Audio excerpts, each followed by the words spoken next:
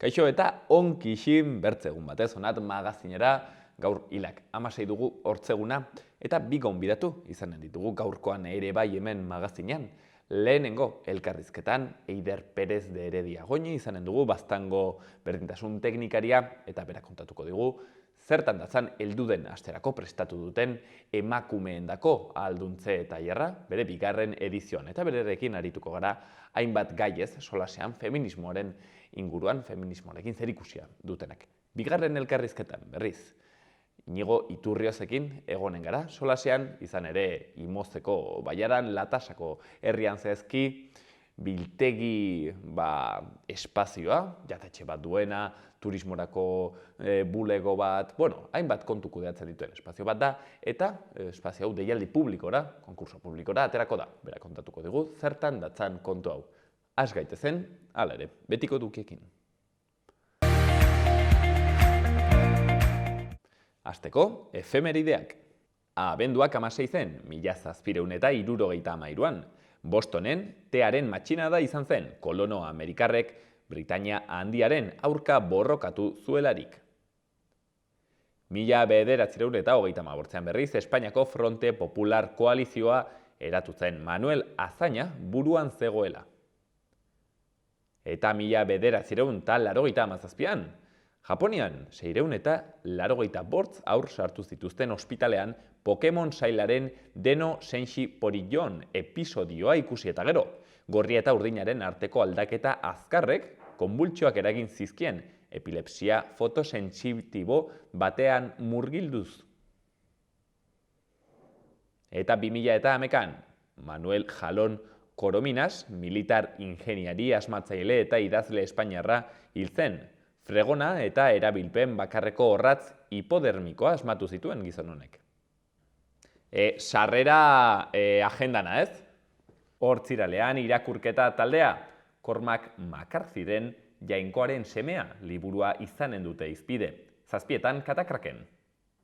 Eta geltokiko artisautza azokan, Planetak eta Margo sorkuntza tailerra 6 eta 12 urte arteko aurrentzat kurunkun txontxongiloarekin, bere eskutik izanen da, atxaldeko 8etan. Larun batean berriz, Atortxurrok elkartasun jaialdiaren 27. edizioa Atarrabian. 17 talde hariko dira, haien artean La Furia, Bulego, Angelus Apatrida, Merina Gris, Segismundo Toxikomano, Odolkiak Ordainetan, Brigade Loko, Odei Barroso eta Raimundo Elkanastero, lauetan hasiko da guzia.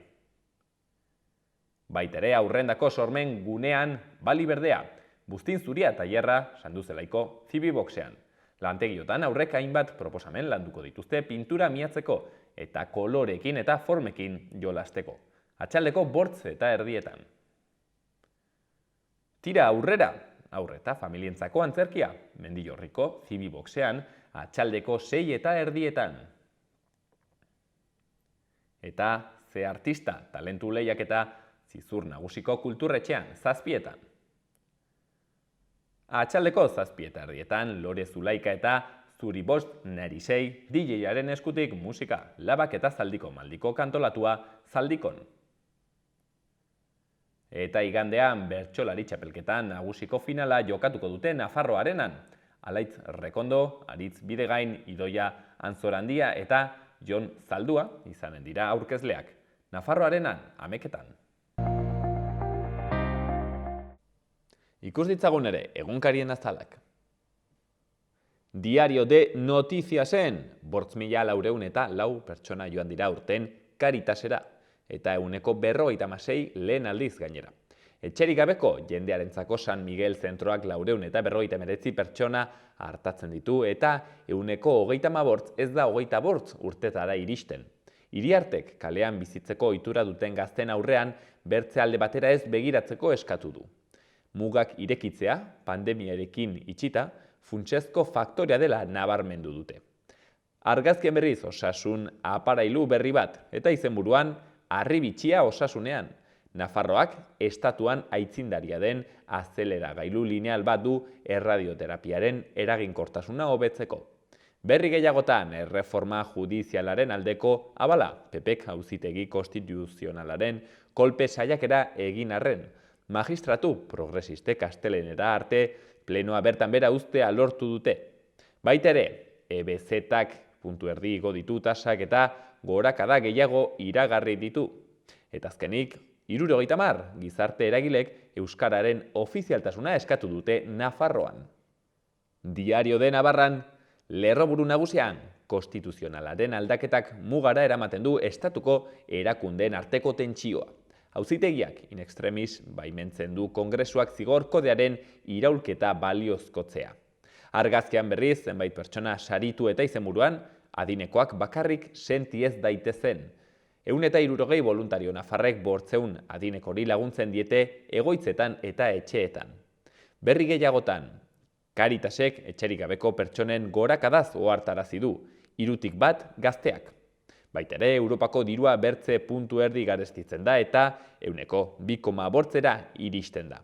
Eta azkenik, PPek Adanero eta Saiasekin negoziatuko du hauteskundeetarako akordio bat. Gara egunkarian, lerroburu nagusian, auzitegi konstituzionala gelditu eginda, epaile eta alderdien osoko bilkura debekatu aurretik. Diputatuen kongresuak gehiengo zabalez onartu du konstituzionala hautatzeko ereduaren erreforma, bidegabeko eralgitzea eta aldaketa astelenean bilera atzeratu ondoren. Berri gehiagotan, bakegilek desobedientzia aldarrikatu dute, baita ere 2022an izendatutako Osakidetzako 10 kargutatik 3 pribatuan lan egiten du. Eta erreskate humanitarioko flotak pultsua eusten dio Meloniri, Italian. Eta azkenik, abusu kasu berriak agertzen dira Elgoibarren elizan. Eta berri egunkarean, argazki handi batean 3 gazte.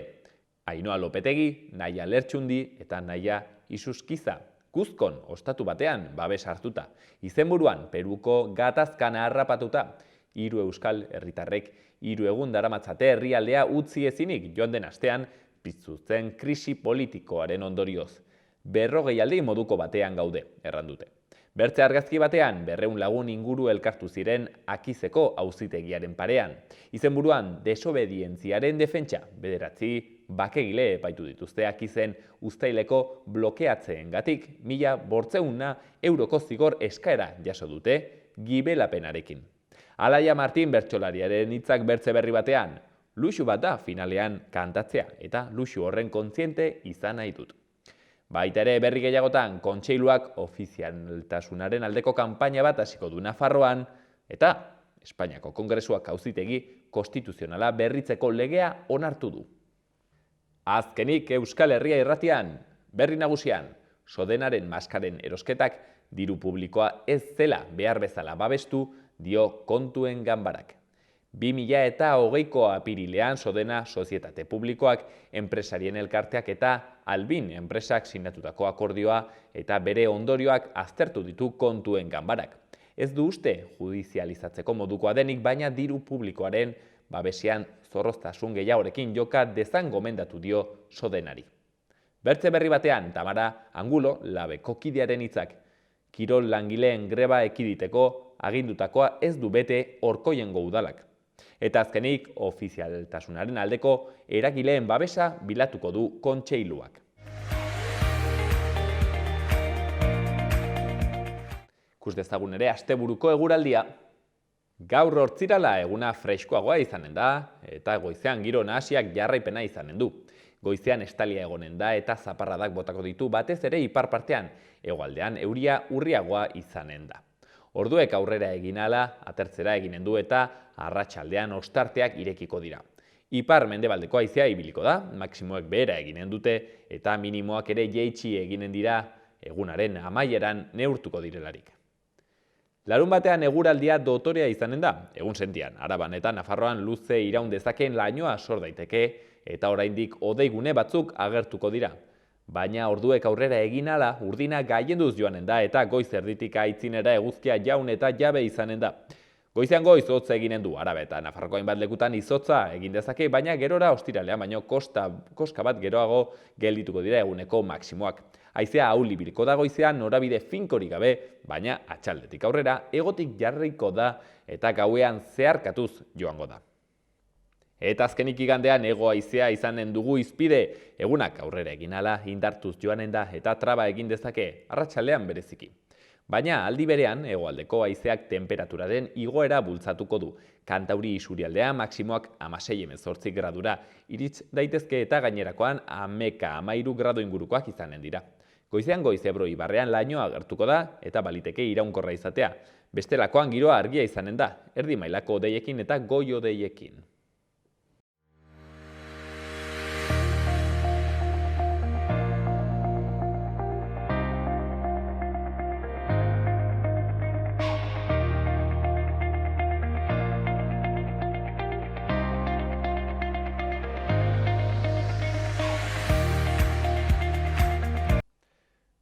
Baztanen heldu den astean, 21 eta 22an arizkunenean, atxaldeko bortz eta erdietan, tailer bat izanen dugu, lantegi bat, zehazki emakumeen, kakotxarekin, asteriskoarekin, zentzu zabalean ulertuta, emakumeen ahalduntze lantegia izanen dugu, 2. edizio bat egin zelako aitzinetik, eta lantegi hori zertan datzan, eta hortik ateratzen diren zenbait eztabaida izateko aukera izanen dugu, hain zuzen ere, zango berdintasun teknikaria den Eider Perez de Heredia goinerekin, hain zuzen ere, hemen txen gure ondoan duguna. Atxaldeon, Eider? Arratsaldeon, Gorka. Mil esker gurean egotegatik, Eider. Bueno, lantegiaren xede orokorra, modu sintetiko batean, Eider, zein da? Bueno, emakumeen autoestimu feminista eta alduntze feminista hori garatzea da, ez? Eta zer da hau? Ze hau nitze galdetuko dute bere buruari, eta zer da autoestimu feminista bat? Bueno, nik beti erten dut, betaurreko more horiek jazten ditugun momentuan, zure bizitza betirako aldatzen dela, ez? Eta konstanteki zaudela zure buruaren inguruan hausnartzen, zure jarreren inguruan hausnartzen, bertzen jarreren inguruan ere bai, eta horrek beti zailtasun batzuk dakar, momentu hobeak eta txarragoak ere bai, eta resistentzia pile bat, bai zure buruarekiko, bai bertzeekiko, ez? Orduan, bueno, erresistentzia horietan indarra ez galtzeko eta aurrera jarraitzen ahal izateko, egiten ditugu tailer hauek, ez? Horrela, bueno, aurrera jarraitu ezakegu bide horretan, ez zalantzan jarri hau dela aurrera eraman behar dugun bide bat, eta aprobetxatuta indarrak izan ere bai bertze batzuk bidontara erakartzeko. Baino betaurreko horiek jartzeko merezi du, Eider? Bai, noski baietz. Zure bizitzan ematen diren eraldaketak, eta zailak badira ere, eta behin eta berriro dinamika berdinetan erortzen baldin bagara ere, bueno, jasotzen duzun onurak beti gehiago dira, zailtasunak baino.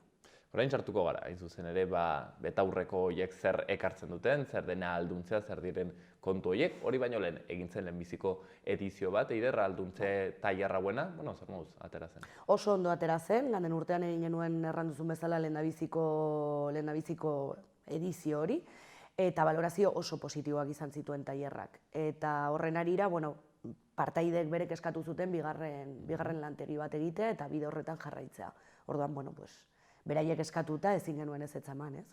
Hor, pentsatzen nuen, tailer horietan sortuko direla alako ere, ezagitez, harremanak, sareak, hori ere da, hain zuzen ere, pentsatzen du tailerraren xedeetako bat, ez dakit, sumatzen zenuen konplizidade horiek emakumeak hasten direnean, ez, solasean, haien arazoez, haien mundu ikuskeraz eta, ez dakit, ez, badagoela hor zerbait partekatzen den. Bai, noski baietz, azkenean espazio seguro bat planteatzen duzunean edo eskaintzen duzunean, eta emakumeak libre sentitzen direnean, beraien emozioak, jarrerak, zalantzak edo dena delakoak planteatzeko, bertan, bueno, loturak sortzen dira, ez, konplizidadeak zuk diozun bezala, eta gainera beti ikustarazten da zer da hurbiltzen gaituena, edo zer da elkartasun hori sortzen duena, eta hori oso polita da, ez, beti.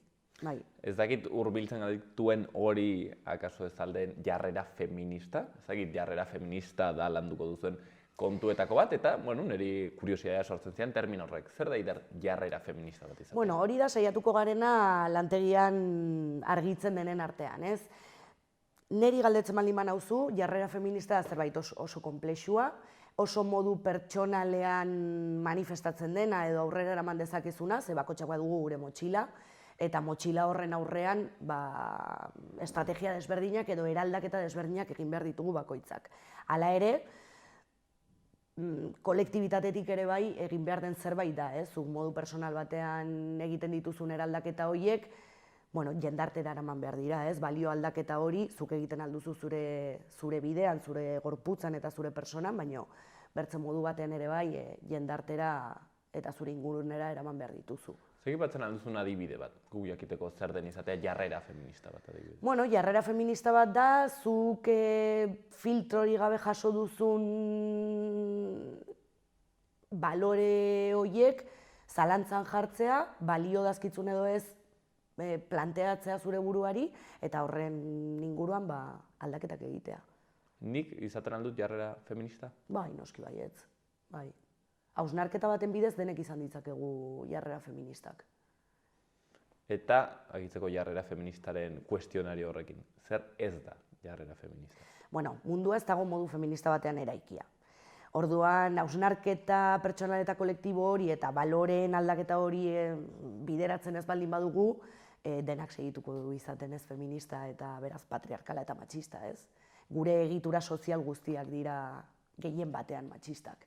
Eraldaketa hori ematen ari da, eta egia da ez gaudela duela 300 urte bezala, baina oniken haunitz gelditzen da egiteko. Karo, berten duzuna, aski, ez? Nik uste azpimarragarria dela, kuriosoa, zeren jarrera ez feminista ez da ikusten, nola baitere, jarrera ez feminista delako normala, ez? Eta beraz, normalki egiten dugun hori, ez da ulertzen zerbait arraroa, ez duzu erraten, jarrera ez feminista da baizik, eta ez, hori da, guk egunero egiten duguna, gure jarrera normalak, ez? Hauxen da, hain zuzen ere, betaurreko feminista horiek, nola baitera egiten duten isa izpi horiek, eta derrepente ikusten duten nola normalitatean, badiren gauza, erabat ez normalak, ez da? Hori da, normalizatu ditugu gauza pile bat gure bizitzan, bai gizone, bai emakumeek, bai pertsona ez bitarrak edo dena delakoak, ez? Eta, horregin behar dugu eraldaketa bat. Balioak oso errotuta daude gure gizartean, ez bakarrik genero ikuspegi batetik, bertze ardatza unitzetik ere bai. Horren inguruan ez baldin badugu begirada zehatz bat jartzen, ez baldin badugu intenzionalitatea jartzen, aurrera segituko dugu gure dinamiketan. Eta desparekotasun horietan. Norbaitek pentsatuko du, jarrera feminista, izuzu egarraten duzu, betaurreko moreak, baina nork erabakitu horri. Hau da, zuek ari zarete erraten ez, jarrera feminista bat bultzatu behar dugu, feministagoak izan behar dugu, baina izu, zer da feminista? Nork erabakitzen du hau, nork errandu? Feminismoa teoria eta praktika politiko bat da. Orduan, 300 urte baino gehiago dituen historia, 300 urte baino gehiagoko historia duen mugimendu bat. Eta bilakaera eta korronte ideologiko desberdinak, kontzeptualizazioa, kontzeptu berriak sortzea, emakumei eta gizonei pasatzen zaigunari izena ematea egin duen mugimendu bat da. Nork erabakitzen du? Bilakaera horretan korronte ideologiko, olatu eta modu desberdin haunitzetan eraman da feminismo aurrera. Bakotxak erabaki behar du zer gudatan edo zer gerratan sartuko den eta zeinetan ez, eta azkenan lehenago erten atzuna, zure motxila daukazu, zuk identifikatu behar duzu modu personal batean ze eraldaketa egin behar dituzun, libreago izateko eta izan nahi duzun persona hori izateko, modu aske batean, eta hori da feminismoa, bakoitzak bere moduan eramaten duen zerbait, eta gero kolektibitatetik noski, balioen, rolen eta estereotipoen eraldaketa hori bulkatzea. Bastango berdintasun teknikariak erraten duena, gutxi gora bera da. Bai, eiderrek ere bai, modu pertsonal batean aurrera eramaten saiatzen gara, gure gora berekin beti.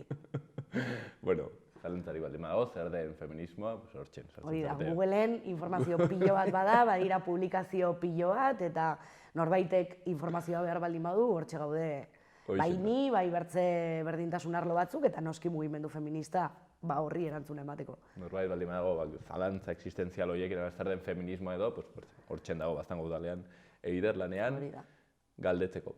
Eider, alduntzea landuko duzue, zalantza bat, alduntzea eta autoestima gauza berdinak dira, antzekoak, ez dakit, nola ikusten duzu kontu hau? A ber, nik uste dut, autoestima garatzen dugunean, alduntze prozesu bat ematen dela modu automatiko batean. Batak bertzea albidetzen du. Ez dira gauza berdina, baina bide berdinean eramaten aldira bai. Baina ez dira gauza berdina, ez? Haure azpimarratu behar da, hau da, ez da goten altzara, ez da gizatera duzu autoestima hon bat, baina horrek ez du erran nahi, akaso aldundua zaudenik, ez, bertze gauza batzueratako, ez dakit, errexena adibide ohikoena, publikoan solastearena, ez du erran nahi zuk autoestimarik ez duzunik, baina akaso ez zaude aldundua edo boteretua zentzu horretan. Hori da, edo agian zure autoestima pertsonal batean oso argi duzu, baliozko pertsona bat zarela, edo solastu bartzaren inguruan badakizula eta gaia manejatzen duzula, baina alduntze hori egiten ez baldin baduzu, agian zailtasunak izan ditzakezu, adibidez, publikoan solasteko, ez? Bertzeen begiradak ere bai, guregan afektatzen duelako moduren batean, ez? Eta alduntze prozesuak hori erraten du ere bai, ikasi behar duzu zuen, ikasi behar duzu edo jakin behar duzu sentitzen, baliozko pertsona zarela eta zuen zaudela eta zure artean alduzula problemi gabe. Eta balio hori eman ere bai zure buruari eta zu badakizunari. Orduan, ez dira gauza berdina, baina bai bide berdinean joan daitezke. Gaten dire bide berdinean, bai. Hau zuk, sumatzen duzu adibidez? Sumatzen duzu diferentzia bat, zure kasu pertsonalean, alduntze prozesu bat ematen dela? Ez dakit, errebe dut begiratuta igual duela 10 urte edo zure inguruko igual pertsona batzuk hartan duzu, ostra, por supuesto alduntzen. Bai, noski baietz. Prozesu hauetan parte hartzen dugunean, azkenean, gure buruarekiko segurtasun hori hartzen dugu, ez? Eta segurtasun horrek maten daku alduntze puntu hori. Aurrera egiteko eta, ni hemen nago eta honekin aurrera noa. Bai, noski baietz. Eta harro, gainera neburuarekin. Aitzenuen bertzen, irakurtzen toki batean, kritikatzen zuten alduntzearen aider, eta erraten zuten, alduntzeak badu punto badirudi individual bat, ez? Hau da, nola baitere zure erratekenen autoestima bat, zu seguru sentitu behar zarela, ez? Eta jarriko balditz bezala fokua pertsonetan. Eta orduan haiek erratzen zuten ez, alduntzea baino behar dugu boteretzea. Boteretzea eta orduan boteretzea ulertuta, pentsatzen dut zentzu kolektiboago batean, ez? Ez da, ni izan behar naizela superheroi bat, baizik eta, aizu, izan gaitezen hemen, ez? Babestu gaitezen gure artean, eta hortzen egonen gara seguro nola baitere, ez? Ez dugu eskatu behar izatea bakoitzak saindu bat, baizik eta saiatzen, ez? Sare sendoak eta boteretuak. Karo, eske alduntze hori eman daiteke modu pertsonal eta modu kolektibo batean ere. Zuk emakume bezala, persona arrazializatu bezala edo bertze ardatz batzuetan oinarrituta ere bai, zuk konturatzen zarenean, zuzaren pertsona badaukala ere bai egitura struktural bat, alduntze kolektibo hori ere eman daiteke. Orduan, da modu pertsonal batean, zure gorputzetik pasatzen den zerbait delakoz, baina baita ere egitura sozialetan oinarritzen den zerbait. Orduan, pertsonala eta kolektiboa da aldi berean. Eta alda izan behar du. Eider, nola, zein galdetzen alden, nola landuko da tailerrean? Nola, joaten badan ere ama, zer ikasiko du, nola ahaldunduko da? Batez ere da, kontzientzia piztea eta kontzientzia hartzea eraikuntza sozial horren inguruan, ez? Orduan hor, hasten altzara, begiratzen eta ikusten, zure eraikuntza horretan, zuzaren pertsona horretan, zer den zuk erabaki duzun zerbait, eta zer den norma ez idatzi horietan inposatu zaizun zerbait. Eta hor, askatasuna lortzen duzuzuk, benetan erabakitzeko, nondik eraman nahi duzun zure bizitza, zure pertsona eta zure ingurunea ere bai. Eraikuntzarena, hoixen da leheno gaina hemen kamaratik kanpo solasten eginen zera hori ez.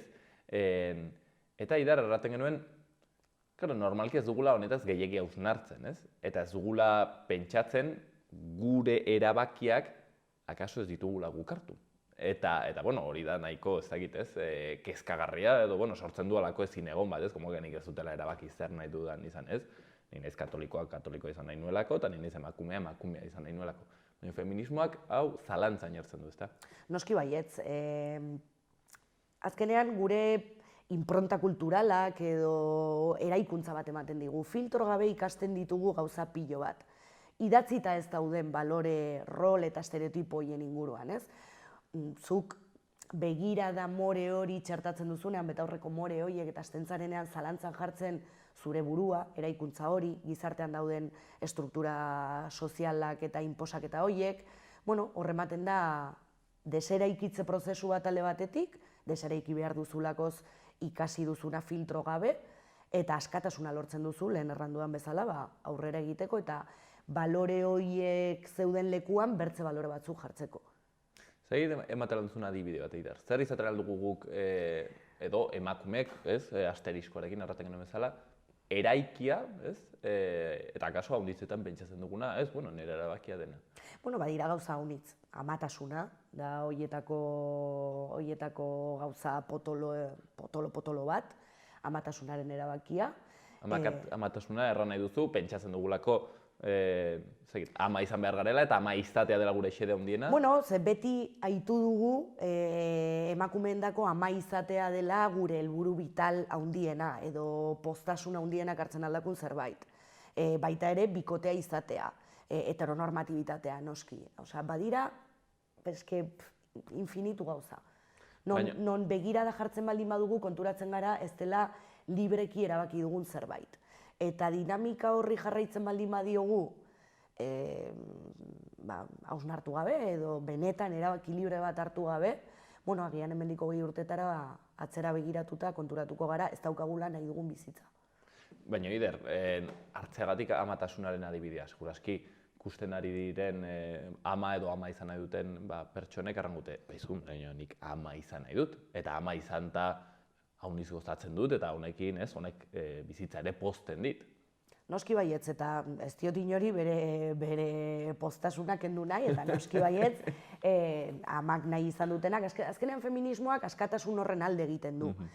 Ze gertatzen da, ama nahi ez izan, ama izan nahi ez dutenak edo ama izan ezin direnak, aurkitzen dutela oztopo haunitz, ez daude referenteak.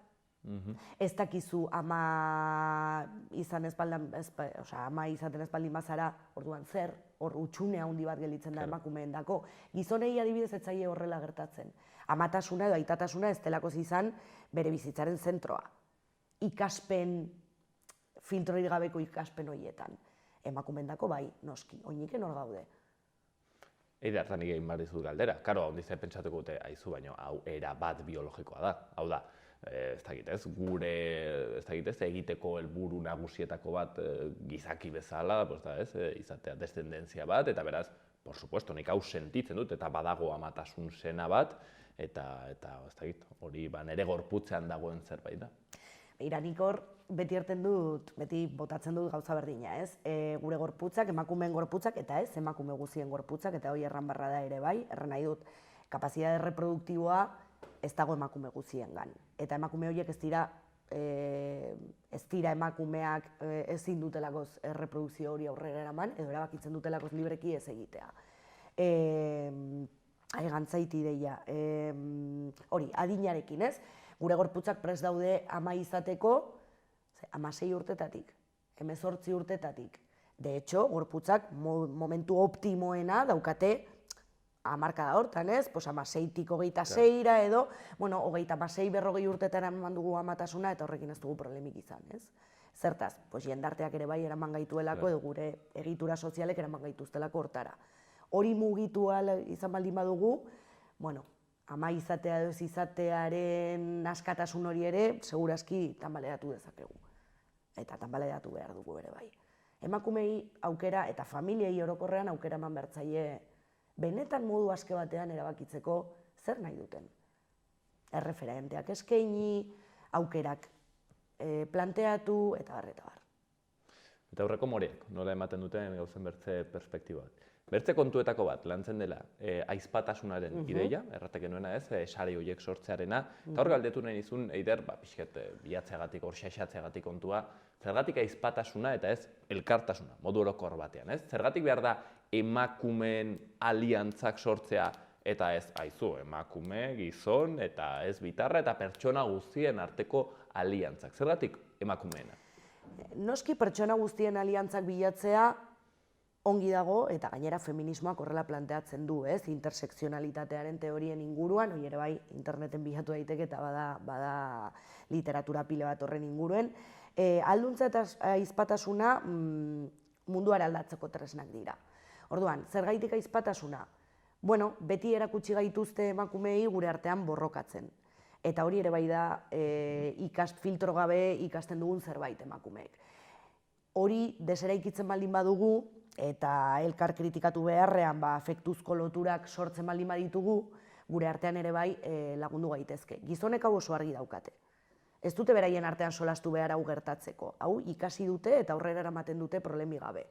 Segurazki, hemendik ez dakitzen bat urtetara, segurazki guk ez dugu ikusiko, baina aurrerago pertsona bezala identifikatzen garenean eta generoaren abolizio hori lortzen baldin bada noizbait, hola, utopia horretan, elkartasuna planteatzea ongi egongo da, ez? Baina elkartasuna egon behar du, pertsona guztien artean eta bar, baina ahizpatasuna ere bai. Hau aski interesgarria dutzen zaite Eider. Zertan dute emakumek lehiakortasun hori? Zertan ikusten duzu ikasi dutela emakumek txikitatik elkarren artean borrokatzen? Denetan. Gorputzaren edo irudiaren inposizioietan eta gure artean konparatzen eta ze gorputz mota nahi dugun, ze, irudiaren estereotipo horiek jarraitzean, maitasunean, noski baietz, ez?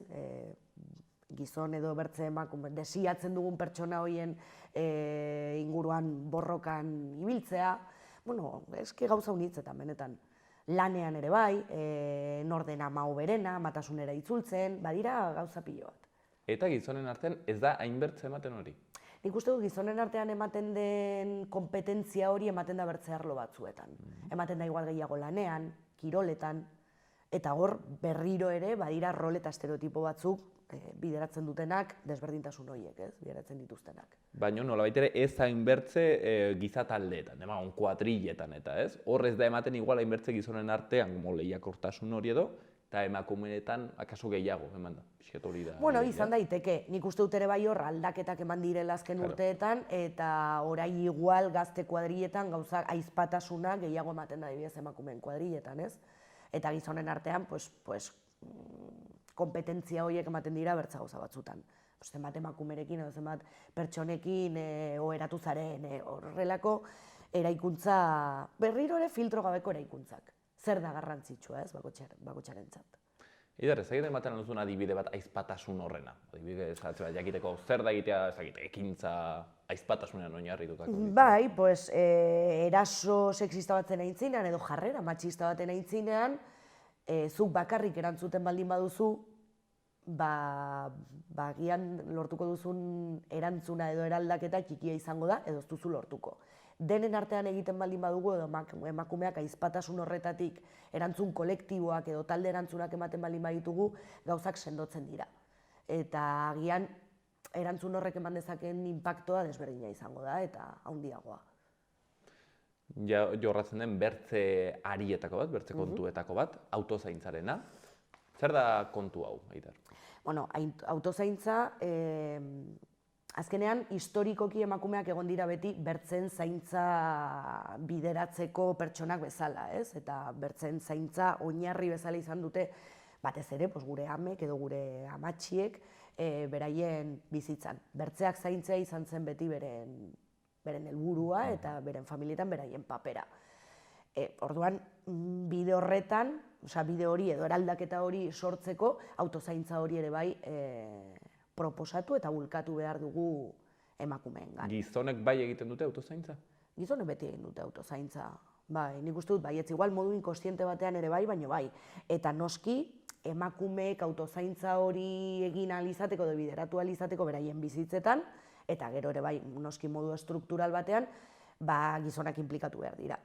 Emakumeak ez baldin badigutu ateratzen edo pixket askatzen zaintza lan horietatik, eta gizonak ez baldin badira hori inplikatzen, emakumeak beti biliko dira gibeletik, gizonekiko zaintza hortan. Orduan hor, bertze desparekotasun bat dago eta hor ere bai esku sartu behar da. Bategatik bertze buelta bat autozaintzaren kontuari, baita ere aitzen da, gizonek handitzetan ez dutela beren buruak zaintzen osasunari dagokionez adibidez, ez? Eta adibidez nola ikusten den, heriotza tasa, bizi esperantza, txikiagoa da gizonengan, istripuak ere, kotxe istripuak ere handiagoak izaten dire, eta batzutan hori ere erraten da, hau da, gizonek beren rolengatik, beren bizi estiloengatik, lehiakortasun hori, ez dakit ez, kompetentzia, violentzia gauza guzti hauengatik, momentu batean ere ez dutela gehiegi zaintzen bere burua, hori ere gertatzen da.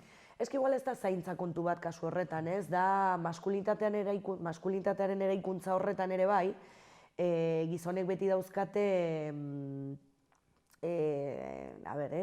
igual erderaz aterako zait, terminoa, konduktas de riesgo erten dena, ez? Gizonek gehiago dauzkate konduktas de riesgo horiek, kontsumoetan, adibidez, edo kirol bat egiterako orduan kontu gutiago, edo kotxea erabiltzerakoan, eta hori ere bai maskulinitatearen eraikuntza potolo bat da, azkarrago gidatzea, edo mozkorra gidatzea, edo gauza horietan guztietan, gizonak bertze modu batean egiten dituzte beren jarrera horiek, ez? Orduan, hor bai, aurkitu ditzazkegu desberdintasunak, mortalitate tasan, eta bertze gauza honitzetan, ez? Sortzeit ere, honek bertze zalantza autozaintzarenak, eta da, karo, gure jendarte honetan, baduguna da, batez ere, gero eta gehiago, zaintza krisi bat. Eta, hau da, albokoa zaintzea eta albokoaz arduratzea gero eta arraroago den zerbait da, ez? Hau da, gero eta jendarte individualistago bateragoaz. Eta pentsatzen dut, autozaintzaren kontu honetatik, karo, gertatu dena da, gizonek autozaindu dute burua, beren burua, hau da, jarri dute beren burua lehenik, ez? Ematen dute lehentasun bat. Bueno, ni nago lehenik, ez? Nire individua eta gainera zuek nire zerbitzura, ez? Eta orduen horrek sortzeit kezka bat zeren erraten dut, hori ez da jarrera neoliberal bat, ez? Erraten duena da, ez? Bakoitza bere burua lehenestea, bakoitzak bere burua lehenestea, eta kasu aldarrikatu behar dena da urkakoa, ez? Aldarrikatu behar dena da zaindu dezagun albokoa. Eta orduan, ez autozaintza horretatik ez dago arriskua pixkat hona turbiltzeko, diskurtso neoliberal horretara? Bueno, autozaintza hori sustatu behar da, batez ere, gu autozaintzen ez baldin bagara eta ongi ez baldin bagaude, ezingo dugulakoz zaintza komunitario edo familiar hori ongi egin. Hemen ere bai, historian zehar fase desberdinak izan dira, emakumeak sartu zirenean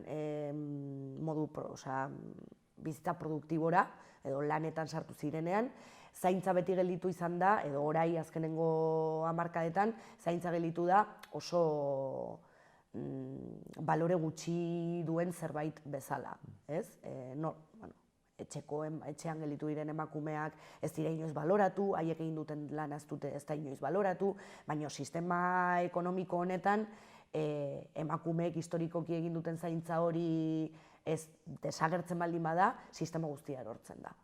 Orduan, hor bada kapitalismoan eta patriarkatuaren arteko aliantza potolo bat, eta sustatzen baldin badugu autozaintza hori eta zaintza komunitario hortara itzultzen baldin bagara, eta hor ere bai aldaketa bat izan da individualismorantz, duela 20 urte gure herrietan baztanen zaintza kolektiboagoa zen. Zu plazan zinauden eta zure gurasoak ez baldin bazaudeten herriko bertze jendeak zaintzen zatzun. Egia da, zaintza erdigunera eraman behar dugula eta hau beti esaldi potolo bat da, baina horren inguruan hausnartzen baldin badugu, egia da, zaintza garrantzitsua eta beharrezkoa dela, denek behar dugu zaintza gure bizitzaren fase desberdinetan. Batez ere hasieran eta bukaeran, baina bizitza guztian zehar zaintza hori behar dugu, autozaintza hori eta bertzeek egiten dakuten zaintza hori. Orduan, komunitariorantz itzultzen baldin bagara, baina hau ez da oso kapitalismoari etzaio bat ere praktikoa egiten, bere helburuetako. Almudena Errandok zut erraten dela individualismoaren fantasia bere liburu horretan, inoiz ez garela individualak izan, inoiz ez garela zaintzatik ategon, baizik eta hori egin duguna da, externalizatu, hau da bat gunean horrez, enpresario bat bere korbatarekin eta ematen duela bere bizitza guztia berak egiten duela, bere burua salbatu duen gizona, segurazki gezurra da, norbaitek ari du munduaren bertze toki batean bere galtzak ekoizten eta bere janaria egiten eta bere etxea ere garbitzen segurazki ere soldata prekario baten pean, ez? Bueno, hortzen, zaintzaren fantasia hori, zaintza existitzen ez denaren fantasia. Beti izate gara zainduak. Eider, azkeneko galdera bat egin nahi nizun, kitzikatzeagatik pixkat kontua. Baditugu ahalduntze tailer hauetatik, gero eta gehiago, zorionez, hasten dire pixkanaka ere, maskulinitate tailer batzuk ikusten, han hemenka, eta galdetu nahi nizun. Ez aldira behar ere bai tailer mixtoak. Hau da, ez dire behar espazioak non gizonak eta emakumeak egonen diren elkarren zuten, eta batez ere interakzio horretan, seguraski ere gizonek ulertuko dute hobe, bertze generoetakoak zer bizitzen duten, eta beraz, hortxen ere egonen da ikasketa prozesu interesgarri bat. Noski baietz behar direla espazio mistoak, noski baietz. Hala ere, ulertu behar da, gizon eta emakumeen deseraikitze prozesu hori momentu arras desberdinetan dagoela. Feminismoak, lehen erranduan bezala, 300 urte baino gehiago darama emakumeen eraldaketa eta balio eta estereotipoien eraldaketa bulkatzen, eta karo, emakumeek jasan izan dugu gure gorputzetan patriarkatuaren ondorio latzenak. Ez gara bakarrak, ondorio horiek sentitzen ditugunak, gizonek ere bai. Baina, gizonek privilegio gehiago izan dituzte, ondorio negatiboak, baina orduan emakumeak aspalditik eraldatzen ari gara eta aldatzen ari gara. Eta gizonak ez dakit horren bertze edo modu horren sakon batean eraldaketa hori sustatu duten. Gainera, emakumeak bai modu individual edo pertsonal batean, bai modu kolektibo batean, mugimendu feministaren eskutik, eraldaketa hori egin dugu. Eta gizonak, igual modu pertsonal batean, zenoski ez gaude duela 300 urte bezala, ez emakumeak ez gizonak, eta aldaketa pertsonal haunitz izan dira, ez? Gaur egungo mutiko gazteak ez dira gure aitonak bezalako mutikoak. Eta ez dituzte balore berdinak, baino adibidez kolektibora joaten zarenean, gizonak beti antolatu dira modu kolektibo batean, ardatz pilo baten inguruan, ekologismoan, klase borrokan, ardatz haunitzetan. Baina, ez da kasualidadea feminismoan eta berdintasunaren inguruan antolakuntza kolektibo hori gizonek ez dutela egin. Orduan, noski behar direla espazio mixtoak, baina bai, emakumeek behar dituzte espazio seguroak beraien ahalduntzean eta eraldaketan aurrera segitzeko, eta gizonek ere bai behar dituzte espazio seguro horiek. Eta batzuek erraten zuten okerrezpanago, lehenik eta behin gizonek egin beharko dutela bere lanketa, beren aldetik, eta orduan gero bigarren momentu batean hori ez. Baina hala eta ere iduritzen zait, akaso momentua dela. Erran nahi dut, izan ditugu ez, laugarren olatu feminista gaudela erraten dute batzuek, erraten dugu hasten dire, badago kontzientzia zerbait gizonengan, edo berranta, egon beharko luke gehiago eta ez dago. Hau da, olatu potenteago izan ditugu, 8 eme ikaragarriak, eta hala ere, gizonak hor pixketa astiro daude, ez? Eta orduan batek erraten du, badakit idealena izan beharko lukela gizonek egitea beren tailerrak eta, baina ez dute egiten. Eta orduan ez badute egiten, ez aldute emakumek zoritxarrez hartu beharko lana errateko aizu gizonak. Egin zazu tailerrak eta aizu gizonak etorri gure bileretara eta egin dezagun hemen batzutan ere bai, bilera mixtoak eta azalduko dizuegu zer den guk bizitzen dugu. Hau gai polemikoa edo eztabaidatua da. Berriro ere emakumeengan erresponsabilidadea, ez? Gizonak mugiarazteko. Egin dugu. Gure bizitza personalean, gure heteroak direnek beraien bikoteekin, guk lagunekin, lantokietan, egiten dugu. Gure erokotasunean saiatzen gara gauzak mugiarazten gizonengan. Baina bada garaia gizonak beraien aldetik antolatzen hasteko. Eta benetan eraldaketa bat egin nahi baldin badute, momentua da. Eta gainera, badira talde feminista ez mistoak, baina badira mugimendu feminista eta espazio feminista mistoak. Hor daude, erekiak dira mundu guztiarentzat. Orduan, zer egin behar da bertze espazio propio bat, non gizonak eroso sentitzen diren, eske feminismoak dakarren gauzaetako bat da deserosotasuna. Gu pasatu gara eta pasatzen gara egunero deserosotasun hortatik. Momentua da gizonak ere bai deseroso sentitzeko nahi eta irrika hori sentitzeko eta aurrera egiteko eraldaketa horretan. Beraien aldetik antolatuta eta espazio mistoetan parte hartuta ere bai. Espazioak hor daude. Uste garbiago ezin dela erraten honen moduan, oraingoz behintzat, heldu den astean, emakumen, asteriskoarekin, ahalduntze tailerra, Baztanen, 21 eta 22an, okerrezpanago, Arizkunenean, 8 eta erdietan, hortzen parte hartzea erekia, deialdia hemendik, erraten honen moduan, Eider Perez de Heredia, Goñi, Baztango berdintasun teknikaria. Mil esker handiz, Eider. Mil esker handiz, Gorka.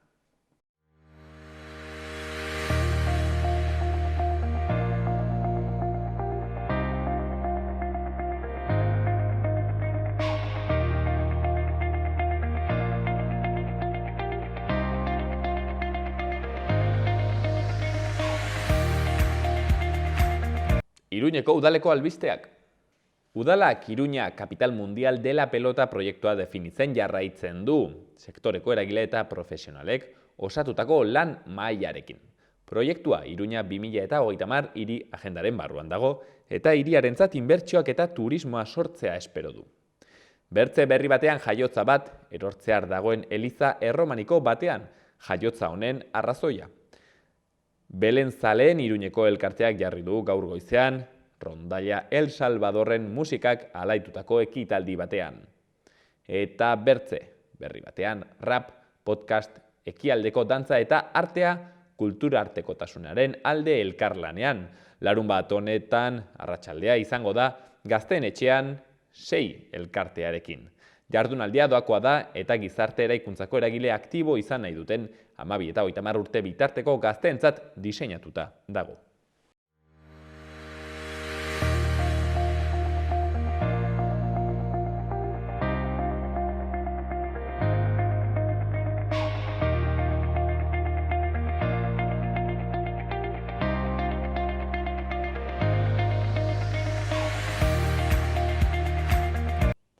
Eta Imozeko latasa herrian, hain zuzen ere, lehen errateken moduan, biltegia, espazio anitza den toki hori, jatetxea badu ondoan ere frontoi bat eta horren kudeaketaz arduratzen da, badu bizikletak alokatzeko espazioa, hainbat kontu egiten dira toki horretan, biltegia, zentro horretan, eta kontua da, zentro honen kudeaketa enkantera atera dela, deialdi publikoa hortzen dago, eta horretaz eta horrekin zerikusi duten kontu ez arituko gara, zehazki Imozeko zinegozia den Xabier Iturriozekin, hemen gure alboan duguna. Atxaldeon, Xabier. Atxaldeon. Mila esker gurean egoteagatik, Xabier. Lehenik eta behin, ulertzen dugun nobe, zer da latasako biltegia, espazio? Bai, historia pixkat egin da, hor Plazaola trenbidea pasatzen zen, zen geltokia eta biltegia, eta udalak duela 5 urte okerrez banago bereganatu zuen, zeren hor bada proiektu bat, ederbidea deitzen dena, eta bizikletaz Hendaiatik, Baionatik, Hendaiatik Irunera, eta lotuko luke Bidasoako trenbidea, lehengo trenbidea, Plazaolarekin. Eta hor sartu zen Imozko udala, eta hor egin zuen biltegia, pixka bat berritu, eta hor sortu zen taberna, jatetxea, bizikletak alokatzeko gune bat, umentzako parke bat, frontoia lehendik egina da. Imozko frontoia da, naiz latasan egon. Frontoi xarbanta gainera? Bai, gustora palan ibiltzeko, pilotan ibiltzeko, nahiko txukuna da. Eta atera zen Enkantean, duela 3 urte, pasatxo izango da, eta 4 neskaek hartu zuten. 2 bailarakoak eta 2 ondoko bailarakoak, eta hola. Kooperatibatxo batean, eta hor funtzionatu dute 3 urtez.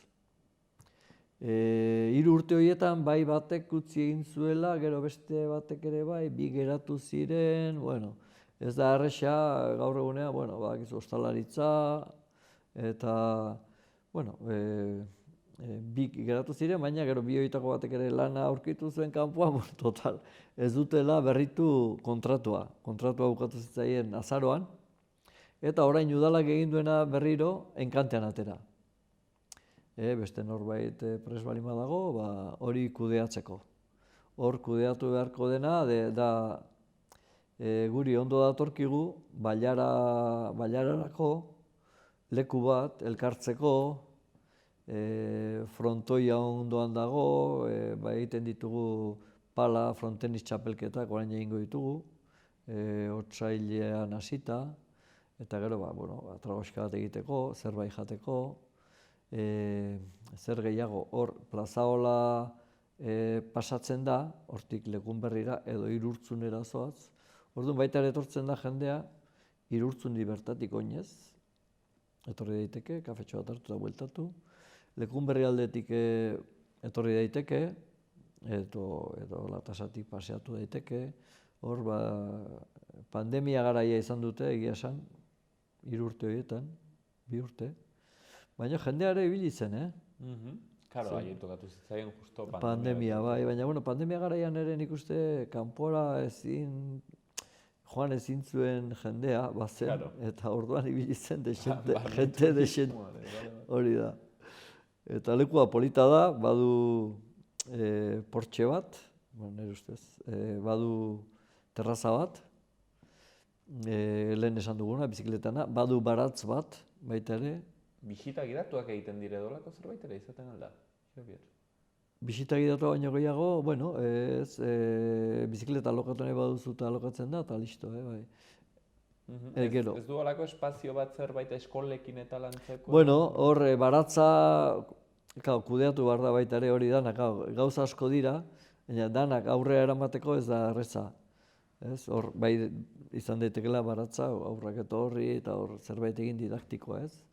Hori ez da aurrera eraman, baina, bueno, egin daiteke bai. Aukera badago, parketxoa badago, aurrentzako, eta dendatxo bat ere jarri zen. Espazioak ez da oso handia, eta, bueno, zerbait erosi nahi baduzu, zerbait behar baduzu. Oinarrizko gauzak. Bai, zerbait hori da. Hori da gutxi gora bera betetzen zuen papera, eta orain enkantean atera da, prezioa nire ustez nahiko simbolikoa da, nahiko, bueno, zakitu lehenengo urtean 1.200 euro uste direla memoritzari naiz, baina, bueno, nire uste simbolikoa dela iruditzen zait. Eta hori, norbait animatuta dago, eskatzen da baita ere euskara behintzat dominatzea sukaldean dagoena, bueno, baina zerbitzen dagoena baita ere hori ere jarri zen,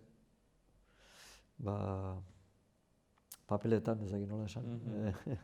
Irizpideetan. Bai, hori da, ez. Eta ez dakit zer gehiago kontatu. Hort, adibidez, demagore, enpresa bezala, uste duzu ematen duela, bizitzeko hortik, ez dakit pertsona bat, bik, zenbatek hartzen alko luketen? Nik uste du baietz, negu garaia ez da erreza, baina urtarrila, otsaila, martxoa, apirila ere, ez dira hilabete erresak, hori argi utziko nuke.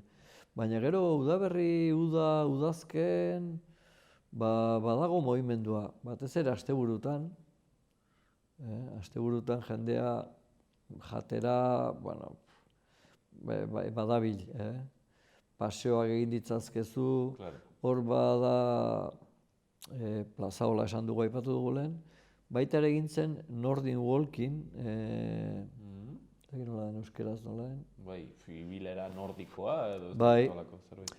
Baita ere badaude 3-4 ibilbide, latasatik ateratzen direnak. Orduan badira hor makilatxoa baita ere, alokatu nahi baituzu, makila pixka berezia dira. Hor ikastaroak ere egin izan du dira, beste urte batzutan. Eta bada jendea horretara joaten dena, Nahiko mendiarekin eta konektatu azkenean. Bai, horti baduzu, eraso, etxaleku eta buelta egitea, plazaolatik, goldaratz aldera ere bai baduzu. Toki ederra.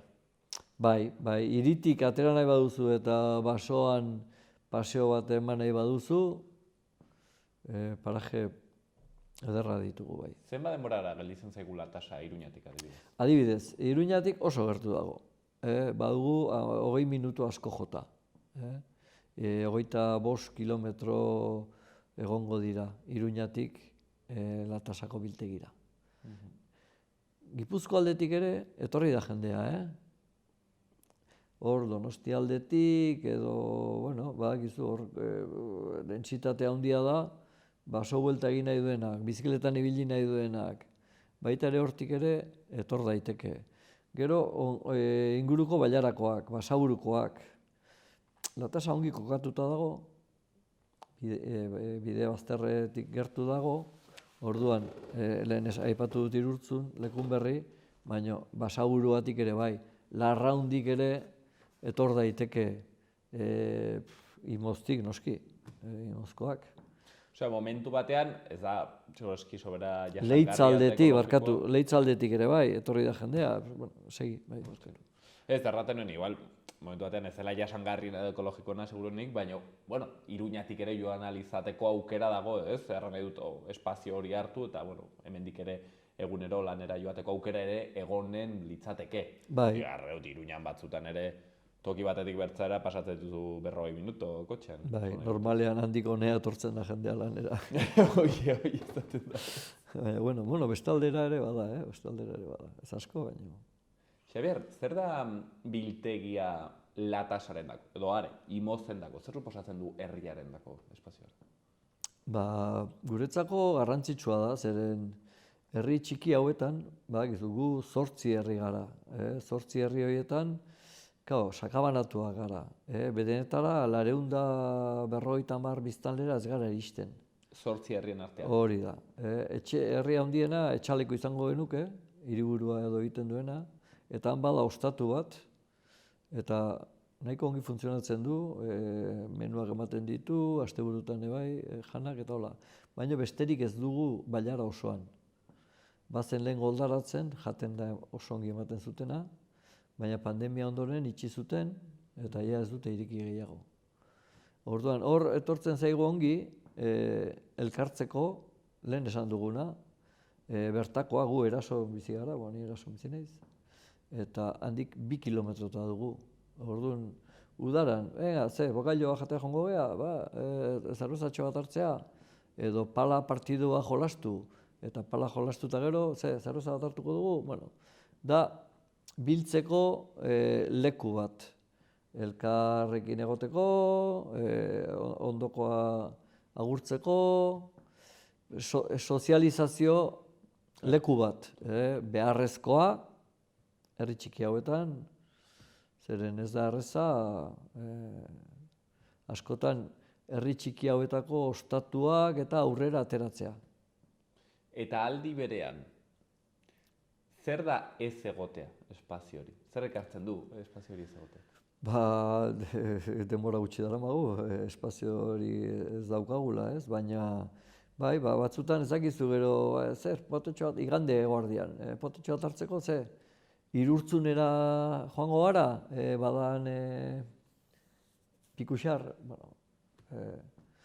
7 kilometro egin behar dituzu. Edo jauntxaratzea joan behar duzu, edo paseotxoa emanez, etxalekura, potetxoa hartzea, joan daiteke ez baina. Bai, ez izateak, guri suposatzen digu urrutiago joan behar izatea, eta gero, bertako jendearekin, ez zarela egoten, gutxiago egoten zara. Bakoitza bere herrian sartzen gara. Eta epe luzean gainera, uste dut dela garrantzitsua. Zeren herrietan, herri txikietan, hori da gakoetako bat. Behintzat, herrian, ez dakit, gustora bizia izatea, eta izatea arrazoiak egoteko jendearekin. Eta erran edut, epe luzean, gauzoiek dire garrantzitsuak, ez da simplemente, trago bat egiteko dez. Beste papel batzuk betetzen ditu. Betetzen du papel hori... Herri hauetan, gehienetan, ia denetan, esango nuke badira kontzejoak dituzten lokalak. Adibidez, Urritzan badute eskola izandakoa, eta elkartu daitezke, bazkaldu dezakete, afaldu, soziade moduan.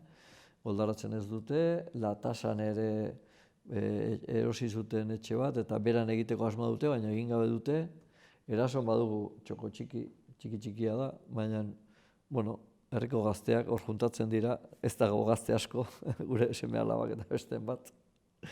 Eta etxalekune badute, ostatutik aparte, badute elkartea. Oskotzen, ere eskola izan dago, badute juntatzeko lekua. Ez dute asko erabiliko, baina, erabiltzen dute, erabili ezakete. Badira lekuak, eta muskitzen ere badute elkartzeko lekua. Baina, hori, dana hor latasan gertatzen zena, juntatzen zela bailaratik aparte, inguruko bailaratako jendeare bai, eta ongi dago, zu joaten zara eta Irurtzungo jende ikusten duzu.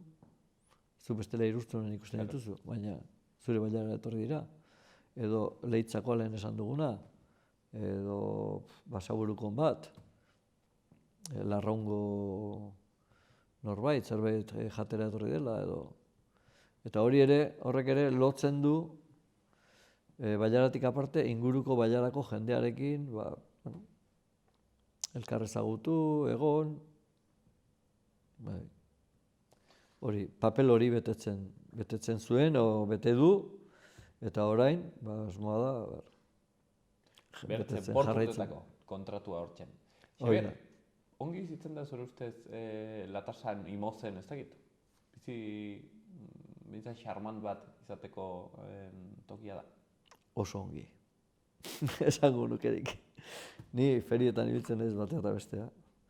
Madrilen egon nintzen duela hilabete eta terdi, Katalunian ere bai. Egia esango dizut, Han 4 egun, 5 egun egin, etorri honea, eta esan nuen, nun bizi garen. Ez dakigu, kanpora joandakoan konturatzen zara, non bizi zaren. Hartu txakurrak, baso buelta egin. Daukagu, orain, horbel, horbel, alfombra badugu, paseatzeko. Ez da alfombra gorria, baina gorria baino politagoa da, goxogoa da. Da lujo bat, nire, igual propaganda gehiagik egiten nahi naiz. Ni berdina pentsaturen. Baina horrela sentitzen duan bezala esaten dut, Ez naiz asmatzen ari, ez naiz propagandarik egiten ari. Nire bastandarra naiz, eta ganden astean nien dagoen Madrilen, eta Madrilen hor Palazio Reala dago, hor erregak eta biltzen ziren toki erraldoi hori. Eta hor da, dena da zementuzko kaiola ikaragarri bat, kotxeak ez, eraikina karreterak dire, eta gero hor bada, nik ez dakit zer izango den, 2 hektareako edo lorategi erraldoi bat ederra, ez, Palazio Realaren atzean dagoena. Beharrezkoa, bestela bizitzeko. Eta nintzen hortik paseatzen, eta ostia, ze toki ederra, taldi beren erten nuen. Jode, baina lujo hau, hori da guk daukaguna. Guk daukaguna, Baztanen eta Imozen zuk baduzu jardin hori, baina gainera amaigabea eta aske paseatzeko, ez? Han, oraindik ere, lorategi ederra zen, baina hitzen zenituen kotxeak eta pasatzen, eta azkenean zaude, hoixen, ez? Kaiolatxo batean, hirietan natura dago, hori, ez? Pixkat preso toki batzuetan, zoo batean bezala, eta baten zara ikustera. Eta ostra, batzutan igual ezkarra konturatzen gaur egun hori lujo bat dela. Adibidez, hirietan, auzo pobrenetan ez dago lorategirik. Lorategi ederrak eta retiro eta hori daude zentroan. Sos gehien baden tokian, ez? Eta guk berriz Baztanen eta Imozen badugu, nahi ere, aberastasun hori badugu eta batzuten ez dugu baloratzen. Ez gara konturatzen ez, nik uste dute.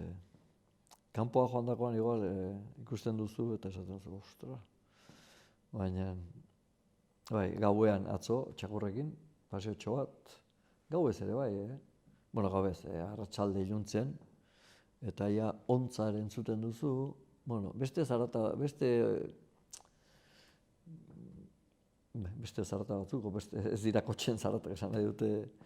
Ontza bat entzun, pentsa hirian. Paseatuz eta hori entzunez, eta hirian entzuten da zaborraren kamioia. Hori da, ezberdina. Hola, ordu bat abi orduetan entzuten du. Bai. Lujoak, gure lujo horiek, eta ez ditugu baloratzen, eta nik uste dut hemendik urte batzuetara behiratuko dugu atzera, eta errango dugu, madre de Dios. Baditu gure arazotxoak, despoblazioa dela, eta hori modan dago, azken aldi honetan, ez da Pirineoa, gure lekua, gu oso ongi komunikatuta gaude, baina baditugu gure arazoak, etxe bizitza, lana, gazteak alde egiten dute, edo, bai. Xabier, aipatu duzu etxe bizitza. Norbaitek hartzen badu biltegia espazio hau izango luke bertan bizitzeko aukerarik? Arazotxo hori dago, arazotxo hori edo arazo hori, bai. Ez bada ingurukoa, nahiko lanakin, Horren, adibidez, Zarrantz dugu guk herri txikiena, 16-17 biztanle ditu, pentsa, oso txikia da. eta etxe bat alokatu dute, eta etorri dira 4 gazte. Ara. Eta, bueno, hori oso guretzako da oso garrantzitsua. Jendea etortzea, gazteak, gure bailarara bizitzea, auki behar dute aukera. Gero lanera edo ikastera lanean uste du dabiltzela. Iruñara etortzen dira, Iruñarrira bintzat, ez? Eta Erason ere bada etxe bat, eta hor ere badira, neska kuadrilla bat, Iruñeska edo. Imozek duena da, hori ezuka aipatzen zenuen, ez? Igual, bueno, ez da oraindik ere joatea ezagite erronkariraino, ez? Igual du pixkeza de tokitan edo maule batean, ez? Odelan, pixket, bueno, gaur egun gure begietatik zakurren purtzuluan. Bai, Irineotan beste arazo batzu dituzte, larriagoak, nire ustez, bai. Zailagoak nik uste dut lehenbiziko pauso bat emateko, ez? Igual iritik atera behar baldin bezala edo gelditu herri batean, bueno, bederen imoz sortzen, ez? Hurbildago komunikazioa momentu batean ere behar baldin baduzu, pues hoixen, ez? Batzutan ere ezin zara hasi zerotik egunera ezin zara pastu, beraz hor, tartean. Bai, komunikazio aldetik oso ongi gaude, bueno, autobusa zerbait badugu, ez dago herrietan ez dago ezer, egia esan. Hori Nafarro guztiaren arazoa da. Baina Latasan badugu, autobus batzuk geratzen dira, Mugiroarra, Leitzaran, Ronkalesa, bueno, badugu Iruñara etortzeko edo Iruñatik bueltatzeko zerbait badugu. Eta gero, kotxez, badugu autobia, Donostialdea, badugu autobia da autopista edo karretera Iruñaldea, badugu Sakana eta Gasteizeraino nahi dizkeo edo urrutirago baita ere autobia. Esan dut, komunikazio aldetik ongi kokatua gaude. Eta baita ere, baztan aldera joan nahi badugu, karretera ez da inona, baina Ultzama aldetik, Belatetik joan gaitezke. Iparraldea ere bai, hortik joaten gara. Eta baztanera joan alizatea, horrek beran ikuste justifikatzen. Hori da. Xabier, akitzako eskatuko dizutola laburpen bezala, erratea, zer ematen aldion, ara joaten den pertsona bati biltegia hartzea, eta zer eskatzen diozuen ere, zuek herritar bezala. Eskatu, bueno, zerbitzu bat ematen badu, eta gero, bueno, ezagutuko luke, kanpotarra balin bada, bailaratxo bat, eta, bueno, hango jendea, ezagite, gustuko balin badu, bertako balin bada, errexago, berarentzako eta guretzako ere bai, eta ez dakit zer esan. Ni uste dute aukera ona dela, baditu potentzialidadeak, baditu landu behar dira, eta gogoarekin hartu, eta kuadrillatxo bat, 2 lagun, 3, lauentzako ez dakit emango luken, baina, bueno, 2 bikote, 4 lagun, 3, ez dakit, nik uste beharko direla hori aurrera eramateko. Nik uste dut, proiektu aski interesgarria, biltegia, erraten genuena, Latasan hortzen kokatua dagoena, toki aski ederra, bai biltegia bera, bai ingurune guztiak, Imozeko baiara aski eder horretan. Nik uste merezi duela buelta basika bat ematea, pandemian denek ikasi genuen zer den kaiola batean bizitzea, hortzen modu klaustrofobiko horretan, hor sentitu genuen denak behar dugula askatasuna, aire librea, halako espazioak, eta nik uste bizitza egitazkoa, humanoagoa izateko aukera bat. Hortzen gure deialdia, Xabier Iturrioz erraten genuen bezala, Imozeko zinegotzia, hortzen gelditzen da. Zuko erran, por cierto, urtarriaren 4 arte, uste dut deialdia. Bai, deialdia harrela da, ez dakit. Denbora emango dion jendeari, prestatzeko. Langostinoak jan biztartean, prestatu txosten horiek eta bidali. Xabier. Urte berrirako proiektu berriak. Urte berrirako proiektu berriak. Mil esker handi. Ez horregatik.